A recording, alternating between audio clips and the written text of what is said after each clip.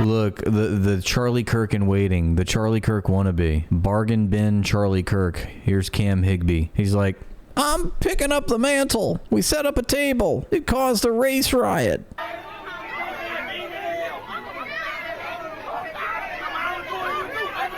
He's like, this is the most amount of attention I've gotten from women ever in my life. This is like amazing. That was a clip from right-wing provocateur Cam Higbee's stream, specifically the part where he was escorted off of the campus of Tennessee State University, which is a historically black college. And if you're unfamiliar with him, he's basically what you get when this has already been done, you know? Prove me wrong. What's the Crowder one? Order Charlie Kirk from Wish.com. And he got kicked off college, one, because he didn't have a permit to be there, and two, because they didn't want him there because he tried to pass overt racism off as debate, then had the audacity to cry victim after the students clowned on him. Change my mind. I need That's to be clear yeah. when I say that he cried victim. Prove me wrong. He Change my cried mind. victim. He retweeted someone who compared him to one of the Little Rock Nine who were being heckled by white students while they were being escorted to Little Rock High School in Arkansas back in 1958. It's almost like people want to go back to America being a segregated society. We've truly come back full circle. Cam says real. After it had been... Wow. So Cam in this scenario is the black high school, the first black high school student, I don't know, Alabama or something. So he's the victim of racism. Desegregated. That's him, according to him. And in case you... Back when I was like trolling him on TikTok, he used to have a profile picture of himself with duct tape, and it was like silenced or so. It said like it had like, I mean, they love to write little slogans and stuff on ammunition or duct tape, apparently in this case. But it was just funny because, you know, to somebody like Cam Higbee, you know, you're white, you're young, you're a male, you're straight white male, and that's just means you've got a target on your back, man. You can't go anywhere without, you know, facing overt racism. Missed it in the description of his stream. He described He's like, his voice is being silenced was his whole thing. Response as a quote race riot, which it definitely was not. And if that wasn't melodramatic enough, his organization tweeted out a video which purports to show violence being committed against them on campus. But as you can see, by violence, they mean students flipping them off and heckling them and even politely waving goodbye in some instances. Typical. And I've got to say, I'm so sorry that they were subjected to such gruesome violence. I too was flipped off once and it landed me in the hospital for 2 weeks. So I understand firsthand how traumatizing that can be. But I've got to say, I can't help but feel like this is exactly how they hoped it would turn out. Not to victim blame, of course, because they are indeed victims, but when you show up to an HBCU and spew vile racist bullshit and deny the existence of racism, on you, isn't it? It's kind of hard to imagine anyone wanting to respectfully engage with you in the first place because you're antagonizing them. I mean, look at the top. Right. It's like, let's go pick on the poorest, most marginalized, vulnerable social groups in society and just like rub it in their face. What university is this? You know, I wonder how much funding this historically black college gets. You know, how much resources does this university have? Are they at Harvard? Are they posting up at Yale, Princeton? No, you're gonna go pick on like a underprivileged, underfunded community college that affords an option for historically marginalized social minority groups to receive, God forbid, an education. And let's go poke and prod on that campus, because these are the people that are really the enemies of our society, right? The black man is holding the white man down. That's why the white man can't get a fair shake in society. There's all these DEI programs and there's all these illegal immigrants taking our gerbs. We should really focus on the poorest people. They're the problem of society. Never mind that these CEOs are the ones that are doling out the jobs. They are making the decisions that affect public life. You know, other people that are poorer than you, that are trying to vie for basic human dignity, are not your problem. They're not the cause of your problems. It's punching down. Thank you. It's extremely gross. It's tone deaf. It's out of touch. Wrong morally. It's even wrong logically. You know, it just doesn't make any sense as to why. I mean, we understand why we have charlatans like this to divide people up. They're fighting that race war. They never rise to the level of understanding class consciousness and understanding who their class enemies actually are in society, who is depriving them at a shot for human dignity in this life. So the ruling class needs these kinds of useful tools, agents of the ruling class, little errand boys that are sent by grocery clerks to collect a bill. And that's what they're doing. And it's pretty despicable. And I think we should disavow, reject, rebuke it wholesale every time we see this kind of nonsense, because these guys are simps for their own class oppressors, which is the grossest thing, dude. Why would you have Stockholm syndrome? Why would you admire the people that are parasitically taking from you? The economy can be summed up in one sentence: billionaires paying off millionaires to convince the working class that their problems arise from poorer people, the poorest people in society. That's all this is. Topics that they were debating: diversity, equity, and inclusion should be illegal, and deport all illegals now. I thought this was the free market, You want to make sure that nobody else has opportunities except for you? You want to be elevated based on your race? Is that what you're trying to say? I just can't figure out why nobody wanted to engage in a good faith conversation with these two dipshits. It's crazy, isn't it?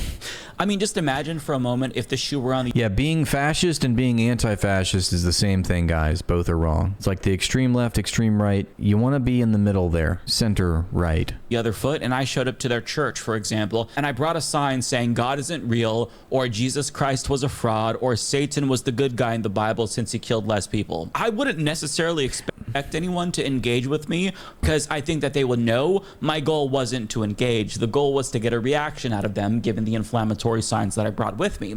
Like, that's just not going to facilitate meaningful discourse. And they know that. But the goal wasn't to engage in respectful discourse, because they don't respect the students that they wanted to talk to. The students are nothing more than content to them. They're there to help them produce slop for their YouTube channels.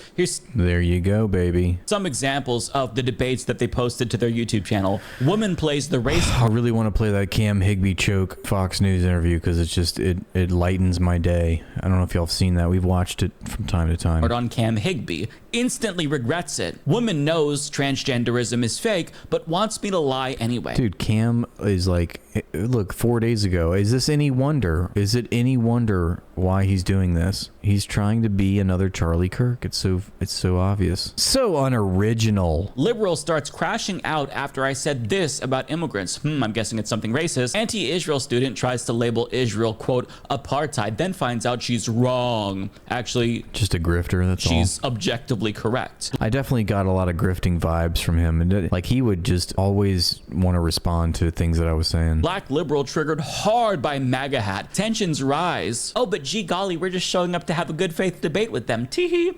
Spare us.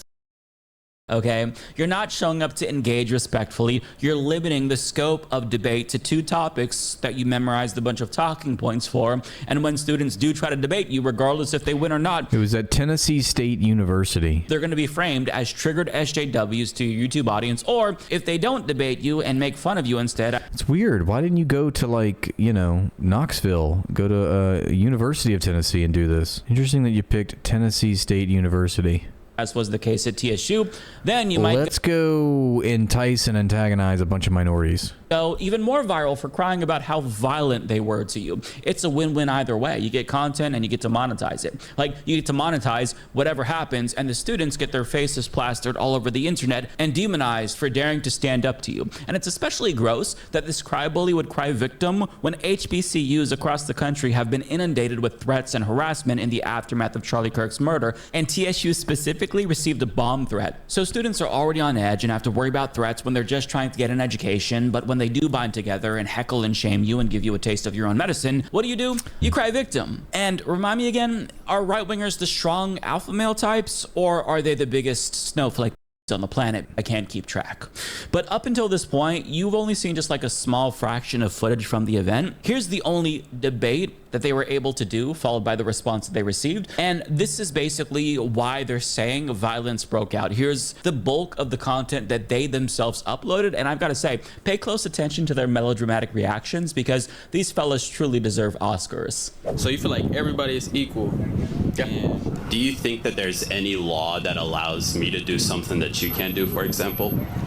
I don't think there's any like law get a bank loan. laws that say that you can do something that I can't. But then again, this system can't be ignored. Like, we can't just say it does not exist, because there are countless examples of it existing.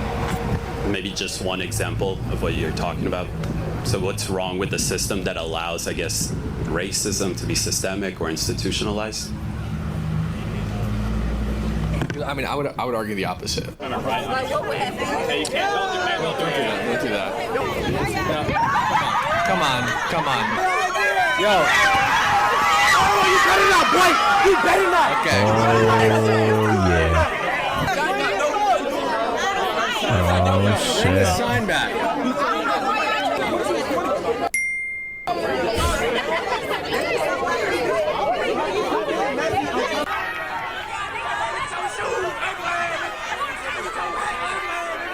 End live pre-game or post-game situation here. We have 500 people watching. We've got 500 right here watching. Look. Whoa. This is insane. What the heck? Oh my gosh. Hey, you're pretty close. Yeah. Well, I think the Fearless Tour definitely made an impact Yeah, on yeah. HBCU. Yeah. Oh, whoa. Did somebody just throw What is something in our this? car? Right now. Arrest.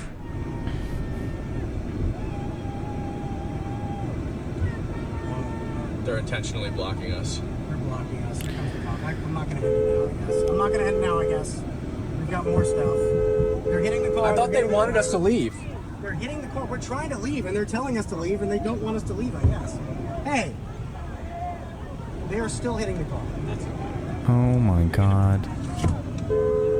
My mom is gonna be so upset with me. I just got this car. Look, they're intentionally blocking us. They want us to leave, but they don't want us to leave. It's like the biggest conundrum of all time. They're still hitting the car. This is wild. It's like a zombie apocalypse or something, man. Like they're... Oh,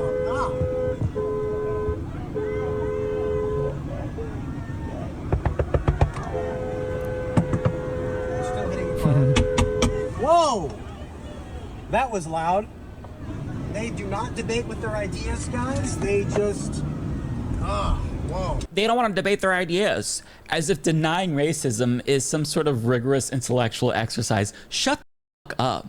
Like, maybe if you tried to debate them on healthcare policy or the economy or tax rates, they would have engaged. But you went to a historically black college and denied racism. I don't know why they think anybody is going to take them seriously. And I love how when the woman put the sign up to the car, Yeah, I thought it was around find out. somebody started saying arrest, arrest, arrest, as if she had just assaulted them. She put her sign on your car so you can read it. I mean, the bitch assness is just palpable here, and they honestly are so embarrassing for posting this. It shows that they have no self-awareness. But if they really wanted a debate, if they actually wanted to engage in ideas, they actually did get one, because a student filmed another student that was debating ideas, the specific ideas that they wanted to debate. And these are the kinds of clips that you're never gonna see them post online, because it shows them getting owned.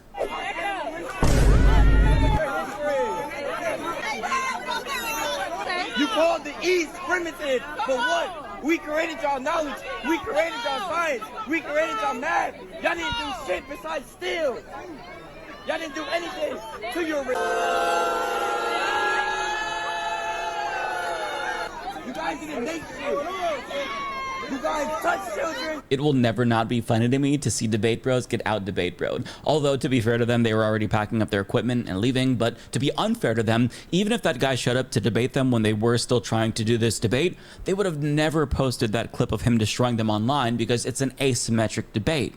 This isn't neutral. You either become the woke college liberal who gets owned, or you don't make the final cut. There's no videos of them on their YouTube channel saying, Well, oh, woke liberal convinces us that we were wrong about X, Y, and Z. That is never the case. You were only there to be owned, and if you own them, nobody's going to see it.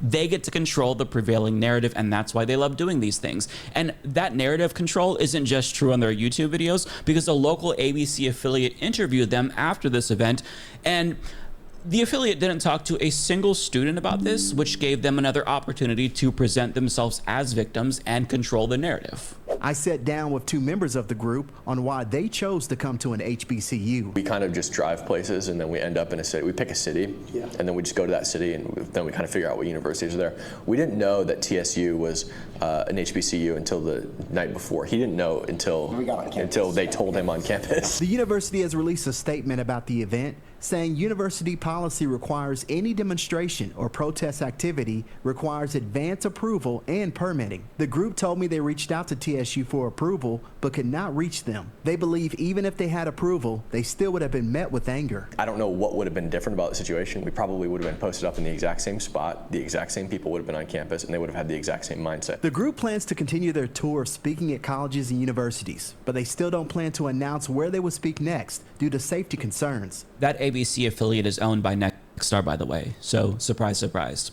Now, it would have been nice to at least hear from one student. The students are now being smeared online in right-wing circles as violent because of these dipshits, but just so we're clear, they were not violent. Had they gotten violent or physical, that would have been unacceptable, but that is not the case. Regardless, they're trying to frame them as violent and claim that they were rioting. Because of course, but they have a right to make fun of, heckle, and protest people that show up to their campuses to dehumanize them and make them feel uncomfortable. This is what happens at all college campuses whenever conservative saboteurs show up to make fun of the students and make them feel uncomfortable and intimidate them. This is what I did when I was in college as well, which was always targeted by evangelicals because it was a very diverse, queer-affirming campus. But whenever somebody would show up to talk shit, they would get clowned on themselves. As a matter of fact, here's a selfie that I took with this guy who showed up to our campus on the day that Oregon overturned its gay marriage ban with a sign that said homosexuality is sin. And as you can see, like, I'm not really taking it seriously. Nobody was really there at the time that I took the picture, but within a couple of hours, there was an entire group of people around him heckling him and making fun of him because a drag queen had come out and performed in front of him and he got so uncomfortable that he ended up leaving. This is what happens all the time at universities. They target universities and then they get the same response every single time. This is no different here. Like, you're not entitled to people's time, and if they choose to give you the attention that you're desperate for, it might not be the attention that you want. Like, they might be mean to you.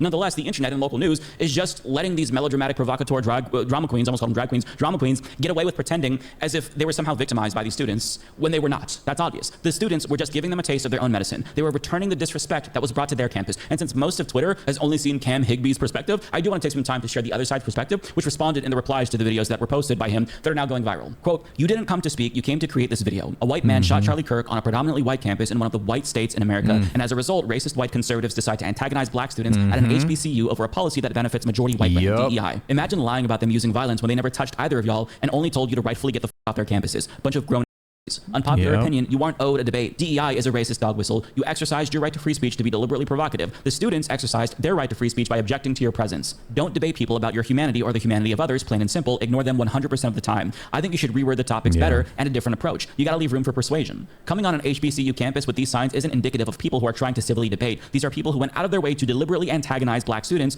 Thanks for watching, and please like and subscribe to the page to help it grow. And if you'd like to support my work, join my Patreon for exclusive content.